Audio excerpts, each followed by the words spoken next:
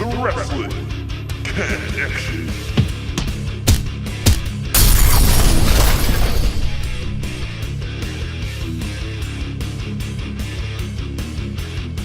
Welcome to this week's edition of the Wrestling Connection. As always, I am your connection to the wrestling world, Ken Hill, and alongside me, as always, is my good friend, the madman himself, Zack Martinkus.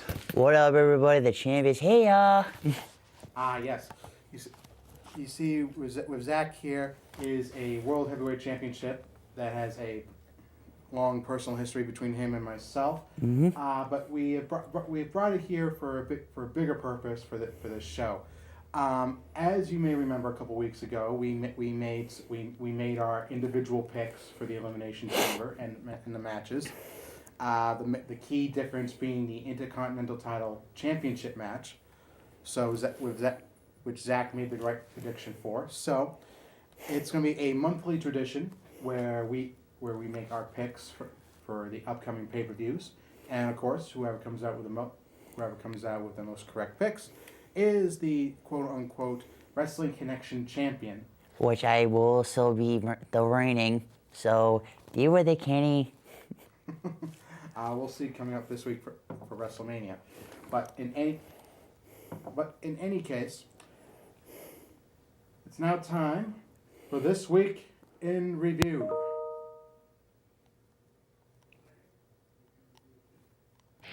This weekend.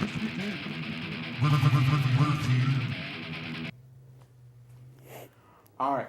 Now, Raw this past week took place in Chicago. Mm-hmm. Of course, as we know, the birthplace of one of the more infamous and one of the more controversial super wrestlers in the past 10 years, CM Punk, who is also currently on sabbatical from WWE. So the rumors were floating around that Punk was going to make a triumphant return to WWE, Mm-hmm. that he was going to start feuding with the Authority, that he was going to possibly align himself with Daniel Bryan as an anti-authority figure.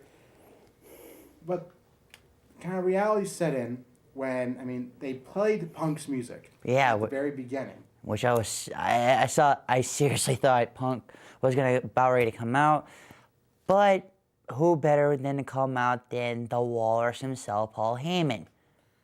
Right, Paul Heyman, Punk's former best friend, former manager, whatever you want to call him, Mm-hmm. came out, and not unlike Punk, cut his own sort of pipe bomb. Essentially, explaining why Punk wasn't coming back, kind of like segueing into Punk's feud with both The Undertaker and Brock Lesnar, Mm-hmm. and then segueing that into Brock Lesnar's upcoming match with the Phenom himself, The Undertaker, at this year's WrestleMania 30. Mm-hmm. Now, I thought it was a good segment. I thought it kind of took the heat off the crowd. I thought it helped build up towards the Brock Lesnar-Undertaker match nicely. Mm-hmm. And I think it kind of set the tone for the evening that, even if that WWE realized, Punk's not going to be here, we're going to try to do as much as we can to appease the Chicago audience. Because, you had all these Twitter rumors about, wanting to hijack Raw with their CM Punk chants, with their Smirk chants, with their just essentially disrupting the live broadcast, like throwing the whole show off tilt. And, they did that throughout the show. And WWE did that to try to throw it off throughout the show. With the Tag Team Championship match between the Usos and the New Age Outlaws. We finally had the Usos, who have been here, I believe, since 2011. Mm-hmm. I think it was a correction from a few weeks back. Since 2011, they've been going after the tag team title since day one. They finally accomplished that, defeating Billy Gunn and Road Dogg for the tag team championships. A very emotional moment for Rikishi's sons. Exactly, yeah. I couldn't even believe it, too, that both, they finally won the titles.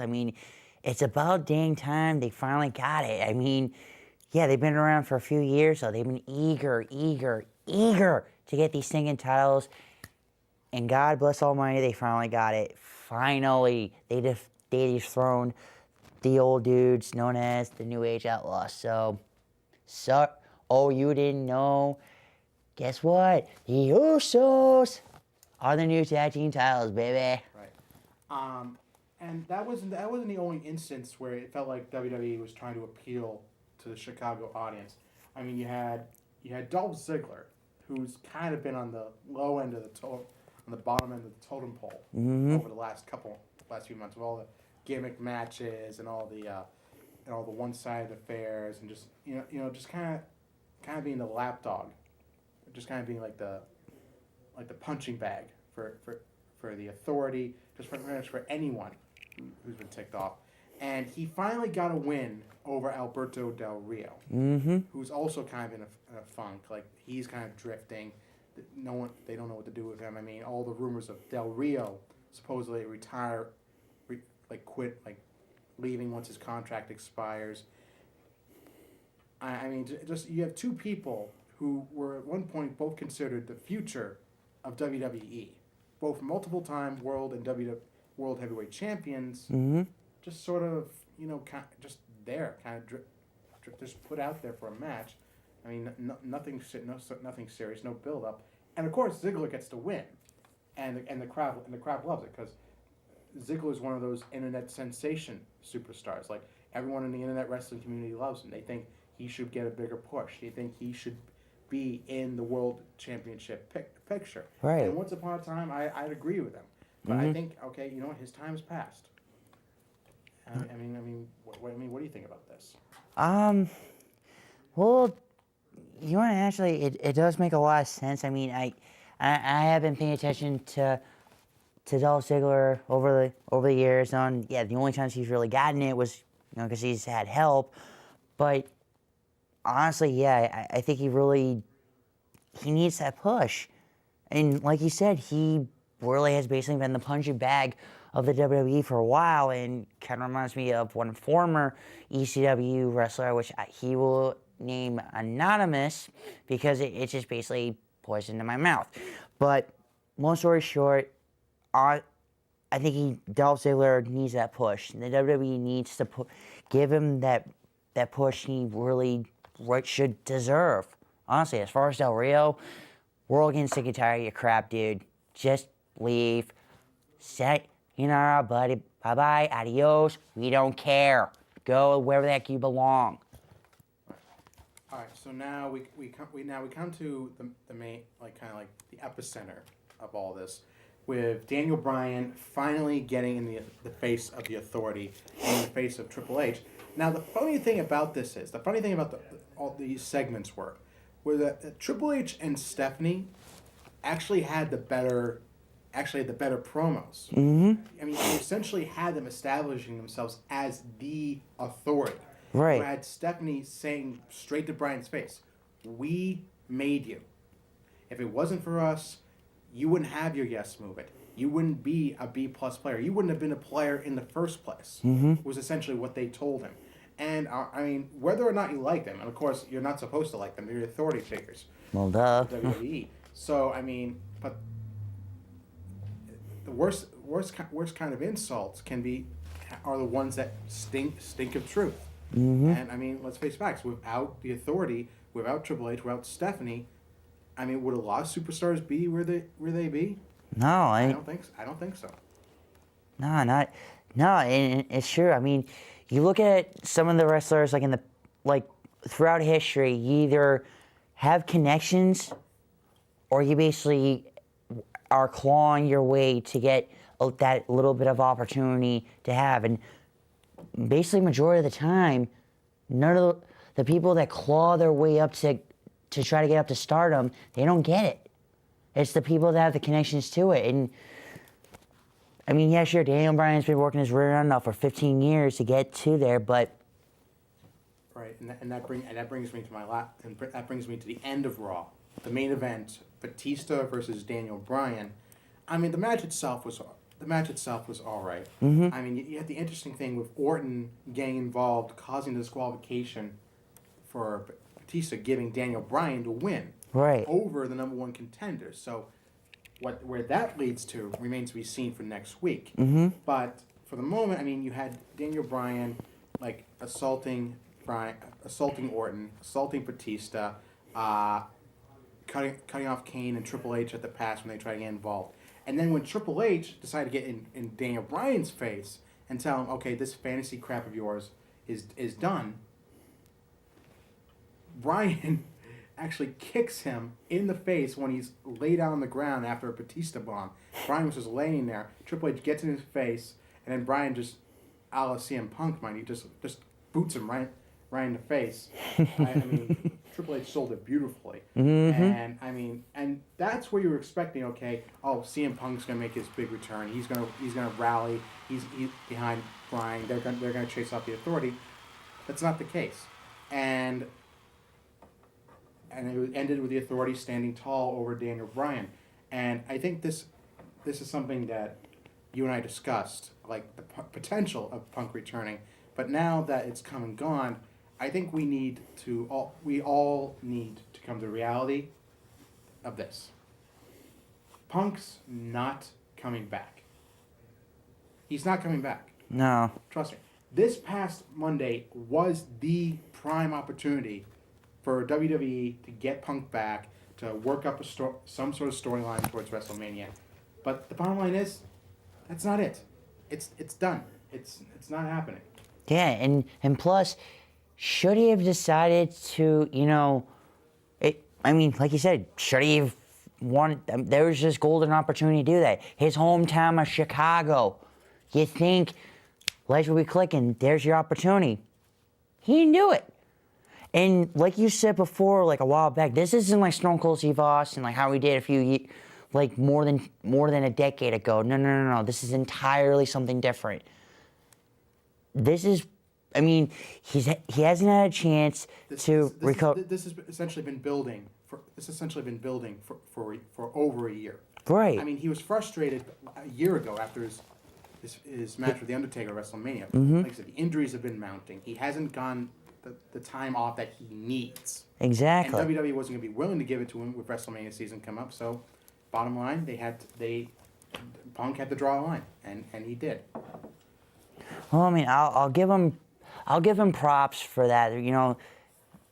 For the injuries. And just, I honestly, if for the WWE universe out there, if Punk would have returned, you think he should have done that. But you know what? He's not. This is him basically saying that he's done. So I'm sorry to insult any Punk fans. I'm a Punk fan myself. We need to put this to rest. He's not coming back. End of the line, period. He's not coming back. So, well, moving from one big time favorite to another, coming up, we are going to be doing our superstar profile of one Mr. Daniel Bryan.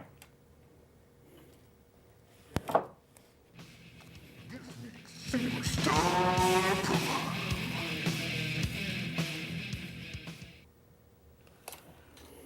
All right. Now, with Daniel Bryan, it all began back in 2010 when he first came in as part of the original NXT program. He was brought up as a quote unquote rookie with the Miz as his mentor, and we all realized, okay, I mean, you had someone who had great independent wrestling experience, possibly one of the greatest independent wrestlers in Daniel Bryan, aka Bryan Danielson, being lectured by someone who came in from the real world. Yeah, which you could tell just right there. You knew something was gonna happen. Like you knew that was gonna be like a bad match right there instantly. And Bryan, and of course, his grassroots popularity turned out to be beneficial for him because in NXT he got all the number one votes. He was constantly voted ranked number one despite having a substantial losing streak in NXT, and he ended up being the first one eliminated because just because they felt like that he hadn't had any passion for it.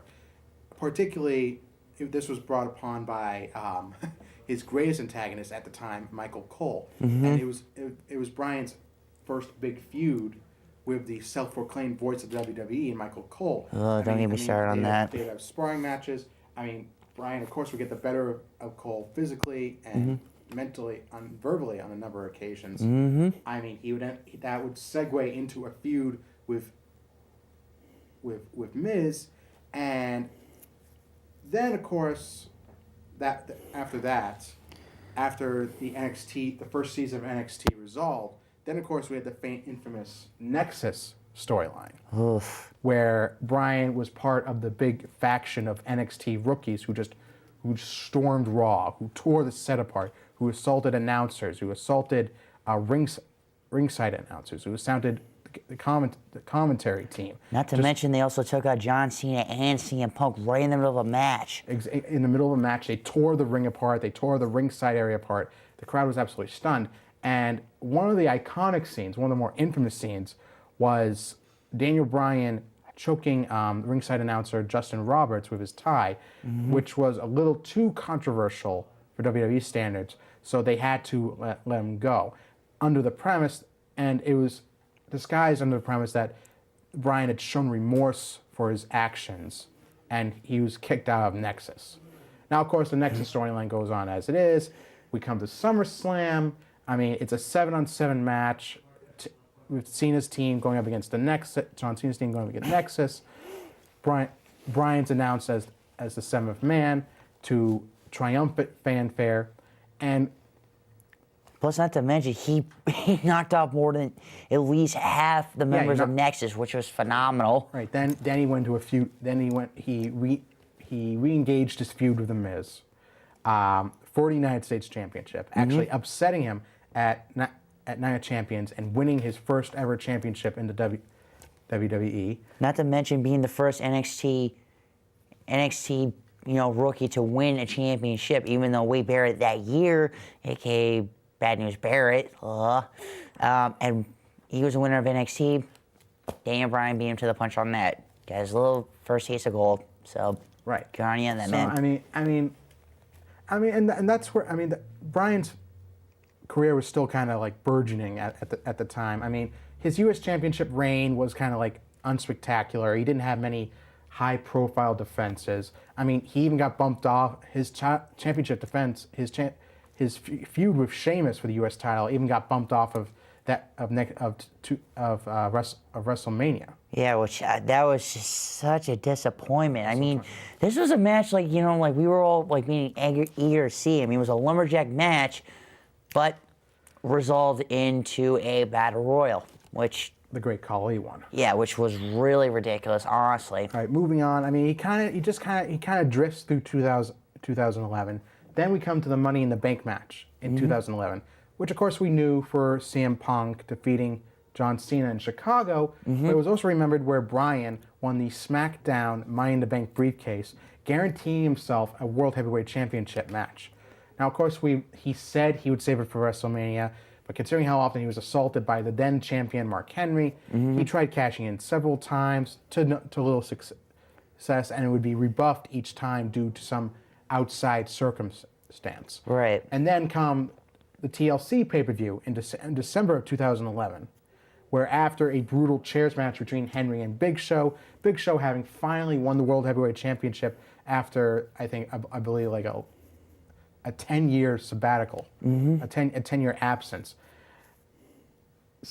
He wins the title. He's cocked cold by Henry, and Bryan comes out, cashes it in, wins the World Heavyweight Championship to the shock of everyone. And then we kind of see a metamorphosis from him. He kind of goes from the excited young champion to the cocky champion who feels like he needs to stick his nose in everything. Like, okay, he's the man now, that everyone needs his help because he's the champion. And that's not the case, because he was one of the smallest guys out there, and you had two of the biggest men gunning for him. And you had all sorts of big men gunning for him. You had Big Show gunning for him, you had Mark Henry, and eventually you had Sheamus at WrestleMania 28. Again, in another controversial match. Which only lasted like 19 seconds. 18 seconds. 18 seconds, my bad. Yeah, because they were trying to beat a WrestleMania record, which they didn't even do. All right. So, and they had a more an actual match, a 2 out of 3 falls match at the following pay-per-view, Extreme Rules, which turned out to be fantastic. Oh, you also forgot to mention one little detail too. The lovely, lovely, lovely, lovely Miss AJ Lee, or as I call her, Miss Psycho AJ Lee. Right. Like essentially the new walking kiss of death, because it was AJ's kiss to Daniel Bryan that cost him the World Heavyweight Championship in 18 seconds at WrestleMania in 2012. Which was still funny as heck every single time I watch it. Anyway, so moving on. 2012 would be sort of an interesting year for Bryan. He would go on to have a prolific feud with CM Punk. They had several great matches. Money in the Bank 2012, Over the Limit 2012, which was by far one of the best matches of the year. You had two greats in independence, putting on a showcase in WWE and showing that even though they didn't fit Vince McMahon's profile of the big muscle-bound guys, they could put on a fantastic match, which they did. Absolutely. And then he moved into a feud with Kane, his future anger management friend and tag team partner and tag team championship partner. Better known as Team Hell No. Of Team Hell No. We move into 2000, and then we move into 2013. Team Hell No has won the tag team championships. Bryan and Kane they're feuding with the Shield. They're on top of the tag team world. They had a great defense they had title defense at WrestleMania. And then again, like I said, they run into the Shield, who proved to be the tag team, the stable of 2013, and they put on an awesome Extreme Rules match at Extreme Rules 2013, where the Shield won the tag team championships from them. Yep. After a while, Bryan and Kane went their separate ways, and then Bryan started developing this inferiority complex, where he believed that he was considered the weak link in his tag team matches, in his singles matches, and he went out of his way to prove that. And the only way to describe him was berserker. He would go out of his way to prove. He would go into gauntlet matches. He would go into handicap matches. He faced the Shield in a 6-man tag team match with Randy Orton and Kane, and later in the night against the Shield. And then later in the night, he took on the monster Ryback because he wanted to prove he wasn't the weak link, and he actually came within iota of actually beating Ryback, only to get powerbombed through a table. That was just one example. Right. He went on to have this feud with Orton to prove himself, and eventually coming out on top in a brutal street fight. And then in SummerSlam 2013, Bryan gets selected by John Cena to take him on for the WWE Championship, and again, cue the flying pigs. He actually beats Cena clean. No outside shenanigans, nothing. Beats him clean, wins the WWE Championship. Bryan's on top of the world, getting the confetti, getting the celebration, the fireworks. Then Randy Orton, who won a Money in the Bank briefcase, comes out, wants to cash it in, but suddenly Triple H, who was the special referee, shocker, turns around, pedigrees him, and Orton defeats Bryan for the title. And then we have this feud with Bryan versus Orton and the Authority, that being Triple H, where Bryan seemingly had Orton beat at every turn, only to have some unfortunate circumstance essentially screw him out of the championship. Right. It was absolutely, it was a disappointment. For the love of God, you look at any other wrestler in the entire world, and you won't see a guy that has much heart as Daniel Bryan does. For Pete's sake, years ago, he went up against the Big Show and Mark Henry in a steel cage match. Not many people are willing to do that. But you had a guy who was able to accomplish, finally get a piece of that gold. Sure, he was a World Heavyweight Champion, but he won the WWE Championship only to have him screwed over like that at least 3 times because of the Authority. And you know what? I've said this last week, man, and I'm saying this again. Triple H, accept Daniel Bryan's challenge. We want this fight. Exactly. I mean, that's where the feud with the Authority would eventually come to. Okay, Bryan realized that if there was any way he was ever going to get back into the championship picture, he had to attack it from the Authority from the source. Right. So, in the past couple weeks, he's been challenging Triple H. He's been throwing out challenge after challenge after challenge, and I mean everyone's asking Triple H, is he scared of Daniel Bryan? Why won't he face him? And I think I think it's building up to something big. I think this is going to be the point where he finally goes over. Where Bryan finally gets his moment in the sun, beats Triple H, and I'm hoping gets his championship opportunity at WrestleMania alongside Batista facing Orton for the WWE World Heavyweight Championship, and has his moment in the sun. Finally gets over. Finally has that big moment. And he will truly be recognized as the man, the true face of the WWE. Hey, you're preaching to the choir on that, man. I mean, this is something we all want. We want this fight. Not to mention, I want Daniel Bryan to be part of the WWE World Heavyweight Championship match. Daniel Bryan deserves this match. He deserves it. He has been busting his rear end since day one. We want this fight. We want Daniel Bryan to be the WWE World Heavyweight Champion. We want him as the face of the WWE. You can bet your rear end he is going to be the champ. All right. So, coming up for next week's show, for the preview, we are going to be just demonstrating one of Bryan's famed patented maneuvers, the S-Lock. We are also going to be doing another superstar profile, this time on the up and coming future, the physical future of the WWE, in Antonio Cesaro. We'll have this week in review, and we'll also be predicting potential matchups for WrestleMania. Well, that is all for this week. I am Ken Hill. He is Zack Martinkus. The real deal, baby. And we will see you next week on the Wrestling Connection. Yes. Yes. Yes. The Wrestling Connection.